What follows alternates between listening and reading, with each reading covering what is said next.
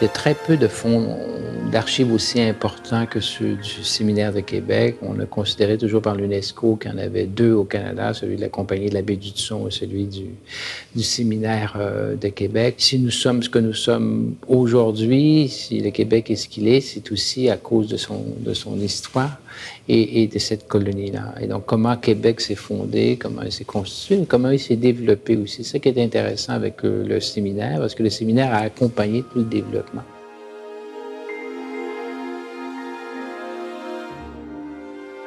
C'est la mémoire de la société, en fait. Ce sont les fondements même. Ce sont les traces, les témoignages des gens qui ont fondé cette société-là. Donc des œuvres ethnographiques qui datent de longtemps, finalement. Alors c'est toute cette mémoire qui est récupérée ou qui est conservée dans ce contexte-là. C'est une très grande responsabilité. On parle de documents qui sont irremplaçables, qui sont uniques. Alors bien entendu, le musée a le devoir de les conserver dans des conditions optimales. Il y a eu effectivement des constats qui nous ont forcés à réagir et à intervenir pour justement nous assurer de ne pas mettre en danger la collection que nous avons ici au Musée de l'Amérique francophone.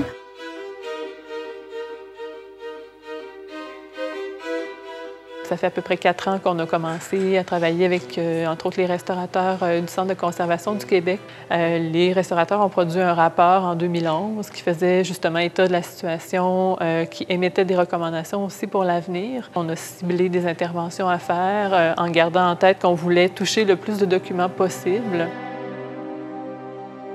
Au Musée de l'Amérique francophone, un des problèmes, ce sont les climats en raison du fait que c'est un bâtiment historique qui n'était pas conçu au départ pour être un musée et pas non plus conçu pour recevoir des collections. On a beaucoup de problèmes à garder la température et l'humidité relative stable et à un niveau adéquat pour les collections. Donc, quand on manipule les documents, ça peut être plus dangereux qu'il y ait des bouts de pages qui se détachent ou même des bouts de reliures, parce qu'on a des reliures qui sont faites en parchemin pour certains documents. Donc, c'est ça, c'est vraiment l'ensemble des documents que ça atteint là, pour la section de la bibliothèque. Puis on a énormément de livres qui sont des grands formats ou des formats lourds qui sont placés en hauteur présentement sur des tablettes. Donc, quand on a besoin d'aller les manipuler, premièrement, c'est dangereux pour les gens qui manipulent, mais aussi, surtout, c'est dangereux pour les documents eux-mêmes. Un des problèmes de la réserve ici, c'est l'exiguïté du corridor entre les modules et le mur, qui fait que, sauf les très petites œuvres sur papier, tout le reste doit être mis presque à la verticale ou du moins certainement à la diagonale. Il y a des tuyaux qui passent au plafond d'eau et de chauffage, climatisation, ventilation. Donc, c'est un endroit qui est quand même à risque. Quand le musée est devenu dépositaire des collections du séminaire, c'est en 1995. Il y avait déjà la Société du musée de l'Amérique francophone et avant ça, la Société du musée du séminaire de Québec qui étaient, eux, dépositaires des collections qu'on a ici. Donc, ça fait vraiment très longtemps là, que les collections sont dans le bâtiment ici, avec la croissance des collections aussi engendrée par les acquisitions. Dans le fond, les documents ont dû être empilés parce qu'on voulait aussi garder jusqu'à un certain point l'homogénéité des collections dans les réserves. On ne sépare pas des collections ou des fonds si on n'est pas obligé, mais pour des raisons de conservation et d'espace, bien, ça va invariablement arriver. Là. Il y a des documents qui ont continué à être restaurés au CCQ, mais c'était plus des interventions ponctuelles à l'unité. Il n'y avait rien là, de grande envergure, ce qui fait que là, plus de 10-15 ans après, l'état de conservation des documents ne s'est pas amélioré. Au contraire, même. Ce qui nous amène à devoir les traiter et les déménager carrément, tout simplement, dans des espaces d'entreposage temporaires pour ensuite les converger dans leur entièreté vers le SNEC, donc le Centre national de conservation et d'études des collections, qui aujourd'hui sont remplis à pleine capacité, mais qu'on veut agrandir pour pouvoir justement accueillir l'ensemble de notre collection du Musée de l'Amérique francophone.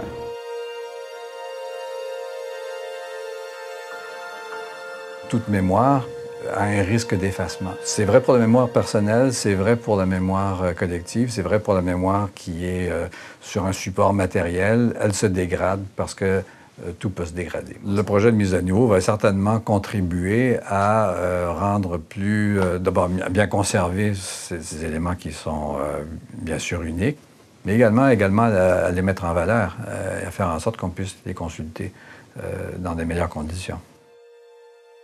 L'urgence pour nous, c'est de protéger ces archives-là, les conserver, mais d'en faire aussi un inventaire le plus exhaustif possible. Ça ne sera pas d'une année, ça ne sera pas dans 2 ans, ça va prendre plusieurs années pour le faire. Mais au-delà du problème de conservation, il y a un problème de connaissance.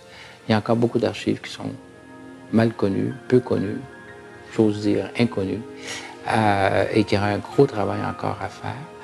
Et donc, un gros travail après encore à faire non seulement de documentation, mais aussi de mise en valeur. Et si on veut créer un centre d'études sur les collections, c'est notamment aussi pour protéger ce patrimoine et le remettre en valeur.